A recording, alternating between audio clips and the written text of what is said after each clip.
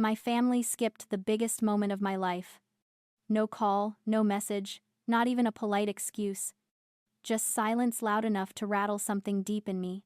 So when the news broke about my $92 million valuation, when my name started circling online, I was not expecting anything.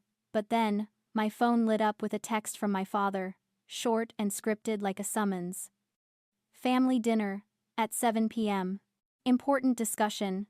Before I tell you what I did next, drop a comment and let me know where you are listening from and what time it is for you right now. I would love to know who is part of our community. I was still in my office when that text came through. Outside, Chicago was glowing behind the glass, the skyline draped in light like a constellation I had personally arranged. Papers were stacked on my desk. Expansion plans, supply chain projections, contracts that would change the industry. But for once, none of it felt heavy. It had been a long, brutal road to get here. I spent years of late nights in a freezing basement apartment, stitching prototypes until my fingers bled, waking up with the imprint of a sewing machine on my cheek. And now, my company's valuation had made the news. People were talking. Investors were calling. For the first time in a long time, I felt like the world finally saw me. But my family, they had always seen something else. My father, Robert, loved to remind me that real business involved heavy machinery and factories, not what he called my little eco-friendly dress-up games.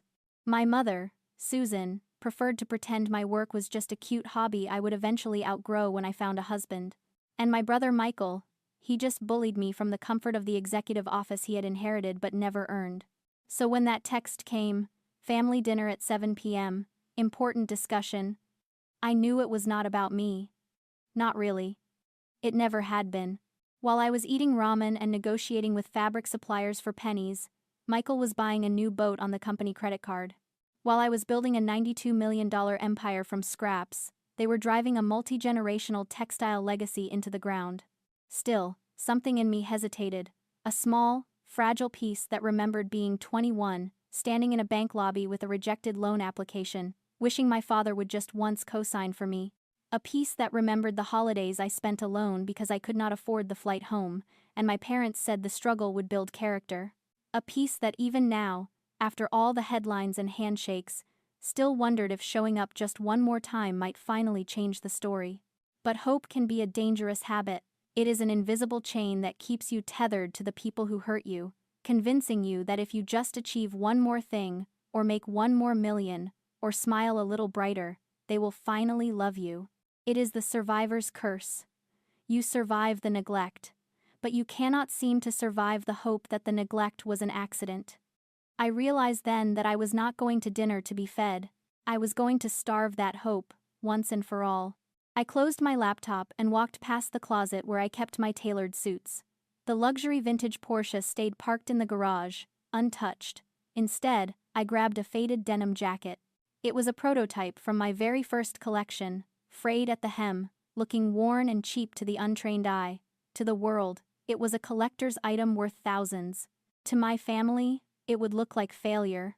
Appearing humble kept them predictable. And predictable people make mistakes. I called an Uber and selected the economy option. On the drive to the steakhouse, memories kept resurfacing. Each one, a quiet reminder of where I stood in this family hierarchy. The missed graduations. The way they praised Michael for showing up to work at noon while criticizing me for working weekends. The way I had learned over time to shrink myself so their disappointment would not feel so large. But tonight felt different. Tonight, I was not walking in hoping to be seen. I was walking in knowing exactly what they were. And I was bringing something they never expected. The truth. The steakhouse sat on a corner of the Gold Coast, heavy with stone and mahogany, the kind of place that charged $50 for a baked potato just because they could. I pulled up in the Uber, watching the valet park sleek black sedans and imported sports cars. My father's aging Mercedes was right in front, polished to a shine that hid the rust on the undercarriage. It was the perfect metaphor for our family. Shiny on the outside, corroding from within. I stepped out onto the pavement. The air smelled of charbroiled meat, cigar smoke, and citrus floor polish, the scent of old money trying desperately to stay relevant.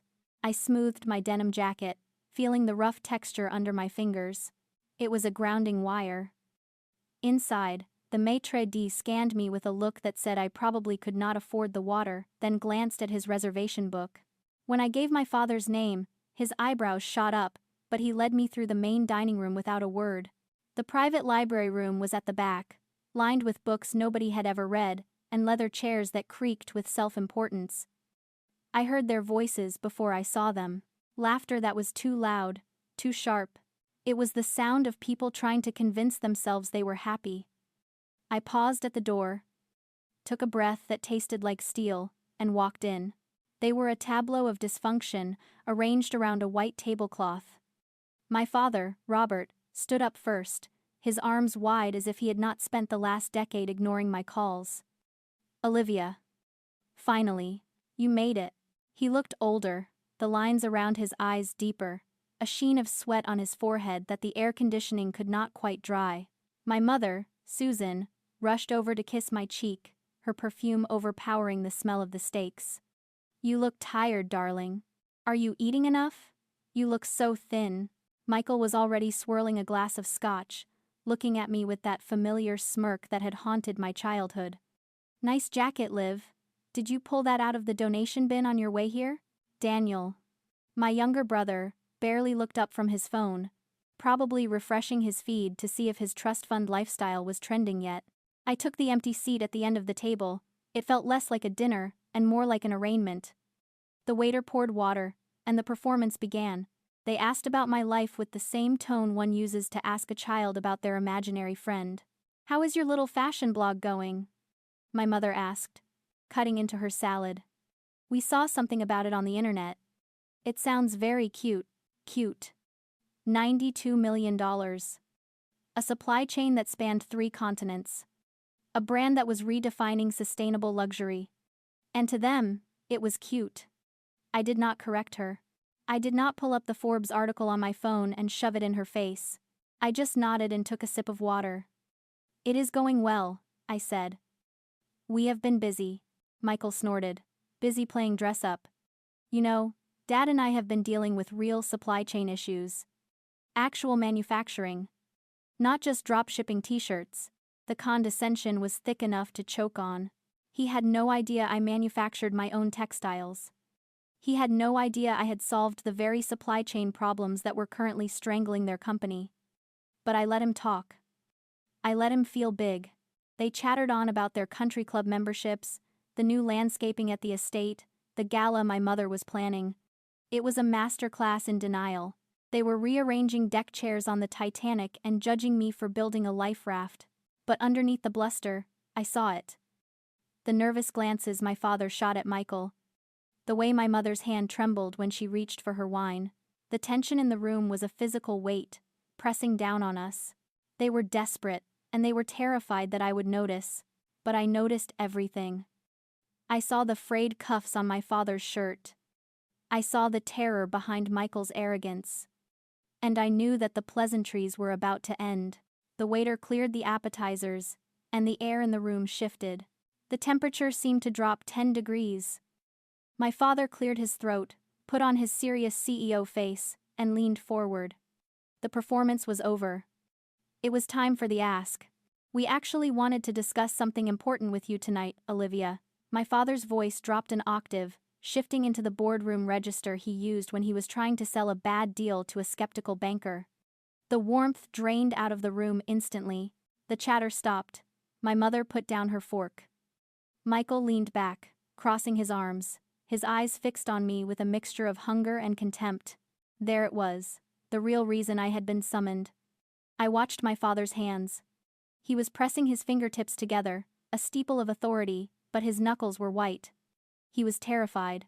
But he was also Robert Sterling, and Robert Sterling did not beg. He negotiated. As you know, he began, smoothing the tablecloth as if he were ironing out the wrinkles in his logic. Sterling Textiles has been weathering some market adjustments.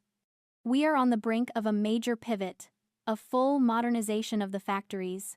New looms, automated systems, updated safety protocols. Safety protocols. That was code for the fact that the Occupational Safety and Health Administration had probably threatened to shut him down. I knew for a fact that the ventilation systems in the main plant had not been updated since 1998. "We are opening a round of bridge financing," he continued, his eyes locking onto mine. "And we decided to keep it in the family. We are willing to let you buy in, Olivia. We need 4.2 million. We will structure it as a convertible note. You will get equity once we restabilize. $4.2 million. He said the number casually, as if he were asking to borrow a lawnmower. He was not asking for a loan. He was offering me the privilege of throwing my money into his furnace. Michael chimed in, unable to help himself. "It is a chance for you to finally put that digital money into something real, Liv. Bricks and mortar, legacy. Assets that actually exist, unlike whatever it is you do online."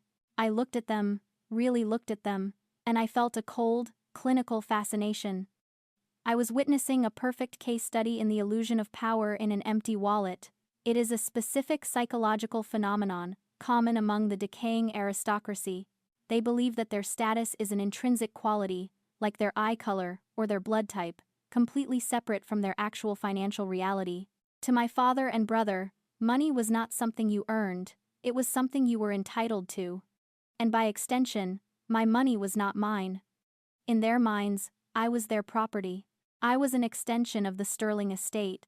Therefore, my $92 million valuation was simply a new asset class that had matured on their balance sheet. They did not feel gratitude for my potential help, because you do not thank your own wallet for containing cash, you just open it. They were bankrupt in every way that mattered, yet they still sat there, judging me, condescending to me, acting as if they were the gatekeepers of success while their entire kingdom was being foreclosed upon. It was breathtakingly arrogant. And it was exactly the confirmation I needed. My mother reached across the table, her hand hovering over mine, her diamond bracelet catching the light. "It is just a bridge loan, honey. Family supports family. You know how hard your father and brother work. This is your chance to give back. To show you are part of this team. Part of the team. The same team that had benched me for 28 years. The same team that had laughed when I bought my first sewing machine." I looked at the sweat beading on my father's upper lip. I looked at Michael's clenched jaw. They were terrified I would say no, but they were incapable of treating me with respect to get a yes. I picked up my napkin and dabbed the corner of my mouth. I took a slow sip of water.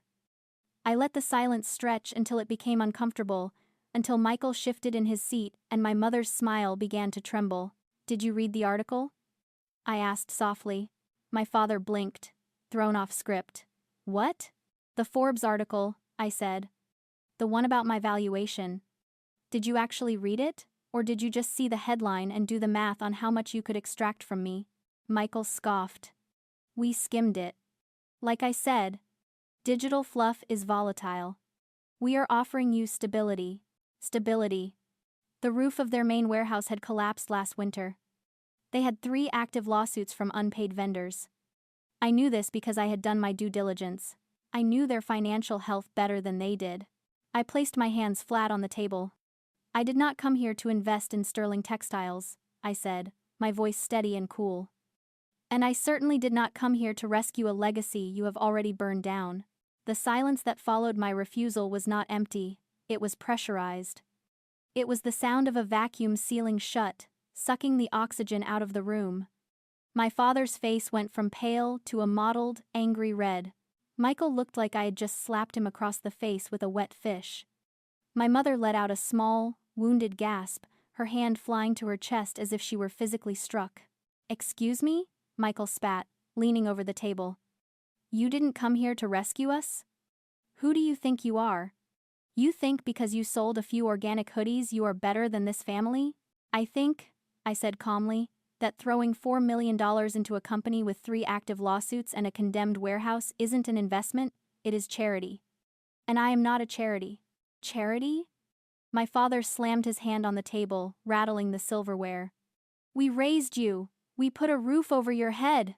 We gave you the Sterling name, which is the only reason anyone takes your little startup seriously.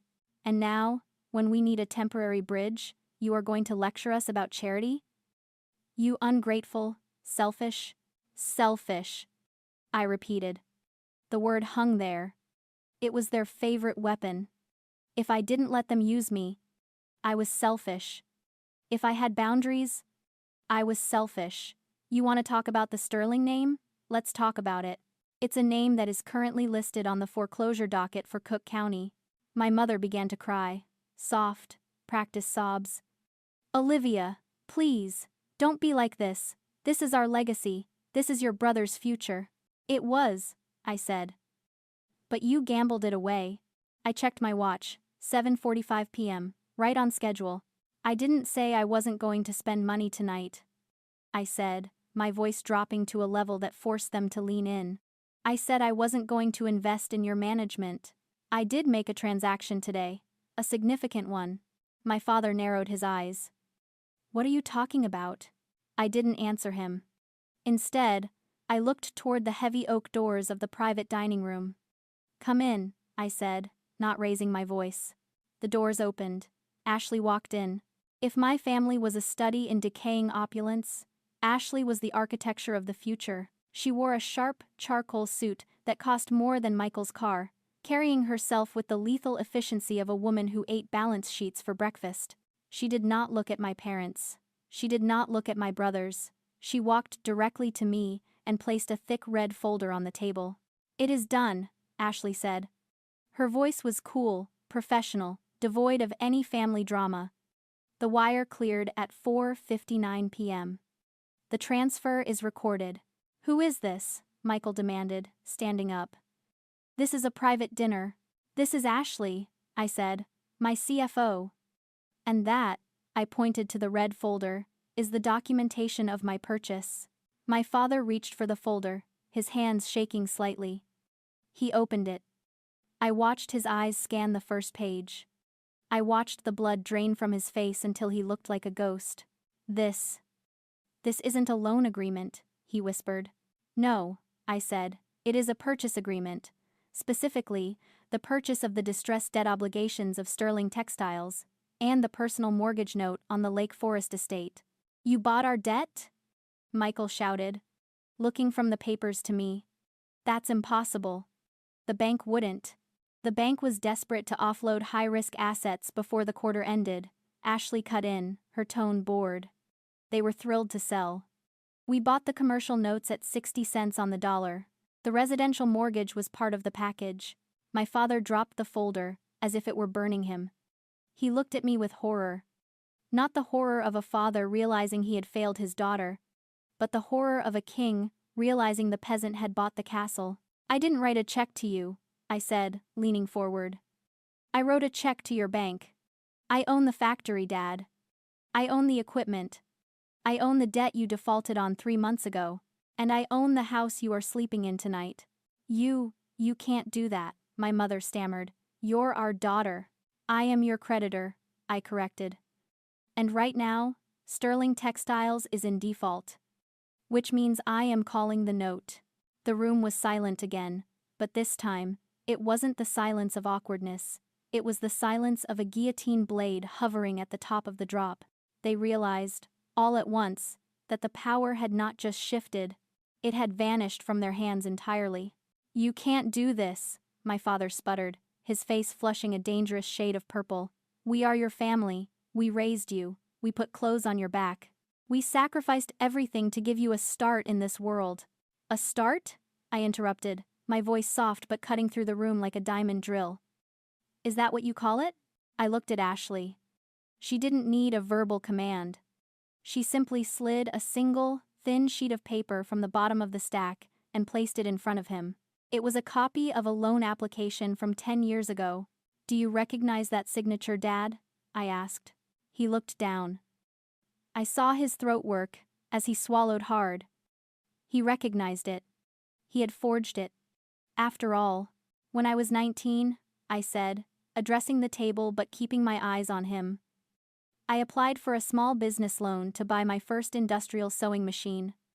I was rejected, not because I didn't have income, but because my credit score was 420. I didn't understand why. I had never had a credit card. I had never taken out a loan. So I investigated. I pointed to the paper. I found a $50,000 personal loan taken out in my name, using my social security number. It had defaulted 6 months prior. Michael looked at our father, confusion warring with realization. Dad? What is she talking about?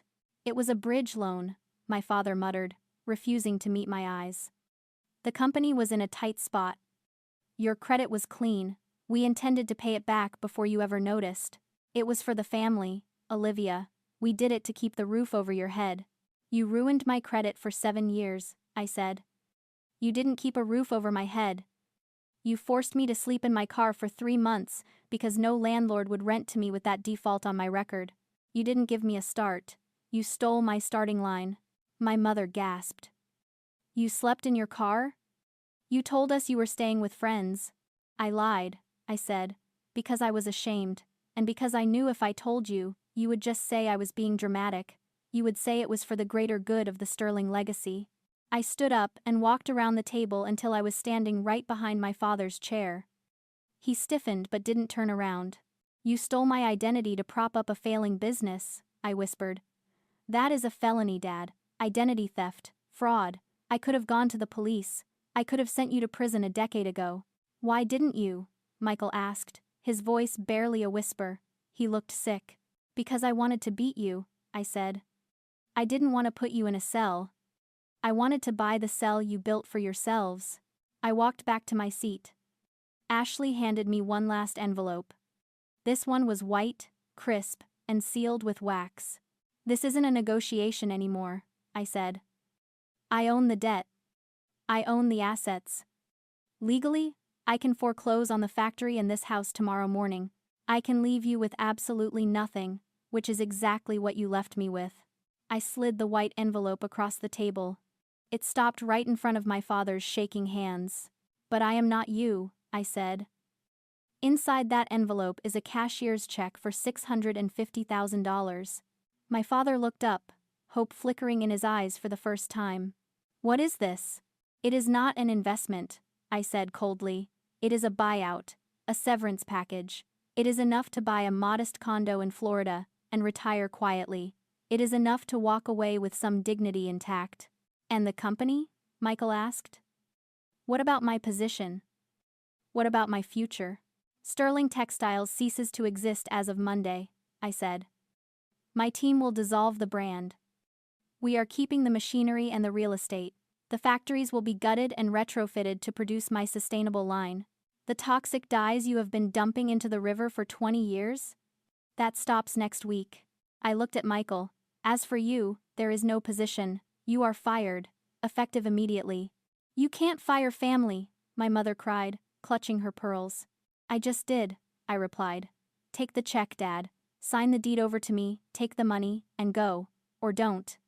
And I will let the foreclosure process run its course. You have 5 minutes to decide. You are no daughter of mine. My father slammed his hand onto the table, the force of it rattling the fine china he could no longer afford. His face was a mask of pure, unadulterated hatred. He wasn't looking at a family member. He was looking at a traitor. For the first time in my life, those words didn't land like a wound. They landed like a release form. Like the final signature on a contract dissolving a bad partnership. I didn't flinch. I didn't cry. I didn't feel the familiar sting of rejection that had defined my childhood. Instead, I felt a strange, hollow lightness. I stood up, smoothing the cuffs of my denim jacket. I looked at him, really looked at him, and saw him for what he was, a small man in a big chair, ruling over a kingdom of dust. You're right, I said, my voice steady. I'm not the daughter you wanted. You wanted a silent asset. You wanted a compliant resource. I paused, letting my gaze drift to Michael, then to my mother, and finally back to him. I'm the daughter you made, I said. You taught me that value is transactional. You taught me that weakness is punished. You taught me to survive at all costs. I just learned those lessons better than you intended. I didn't wait for a response. There was nothing left to say. The check lay on the table between us, $650,000. The price of my freedom, the price of their dignity, whether they took it or not was irrelevant to me now. The paperwork was filed. The leverage was mine. I turned and walked toward the door. Ashley opened it for me, her expression unreadable, professional to the end. Behind me, the room erupted into chaos. Michael was shouting something about lawyers. My mother was sobbing. A high, thin sound that grated on my nerves. My father was silent, but I didn't look back. I didn't stop. I walked through the heavy oak doors and let them close on the noise, sealing it away like a tomb. The night air hit me the moment I stepped outside, cold, sharp and smelling of rain and asphalt. It filled my lungs, clearing out the scent of old money and desperation. It felt like a reset button. I walked toward the valet stand, my steps clicking rhythmically on the pavement. I wasn't walking away from my family. I was walking away from a version of myself that didn't exist anymore. The girl who waited for approval. The girl who slept in her car. The girl who thought love was something you had to buy. Ashley fell into step beside me. She didn't say a word. She just reached into her purse and pulled out a set of keys. She dropped them into my hand. They were heavy. Solid. The keys to my vintage Porsche 911. You don't have to hide anymore, she said quietly. I looked at the keys, then at the sleek, silver car waiting at the curb.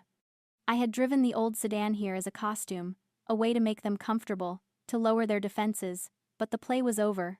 No, I said. I don't. I unlocked the car and slid into the driver's seat. The leather creaked, a familiar, expensive sound. I started the engine, and the roar of it drowned out the last lingering echoes of my father's voice in my head. I pulled out onto the street, the city lights blurring into streaks of gold and red. My phone buzzed in the cup holder. I glanced down. It was my mother. I watched the name light up the screen. For a second, I remembered the way she used to brush my hair when I was 5. I remembered the way she looked at Michael's graduation versus mine. I remembered her silence when I told her I was sleeping in my car. I didn't answer. I didn't hesitate. I tapped the screen and blocked the number. It wasn't an act of anger. It was an act of hygiene. I was cleaning my life of the things that poisoned it. As I merged onto the highway, heading back toward my own life, my own apartment, my own empire, I realized something. They always told me that blood is thicker than water. That family is forever. But sometimes, forever is just the length of time you allow people to hurt you. And blood? Blood is just biology. Loyalty is a choice. Love is an action. And family is the people who show up when you have nothing. Not the ones who show up when you have everything. I shifted gears, the engine purring beneath me, and accelerated into the dark. I was alone. But I wasn't lonely. I was free. If you've ever had to choose your own survival over someone else's expectations, tell me your story in the comments. I read every single one.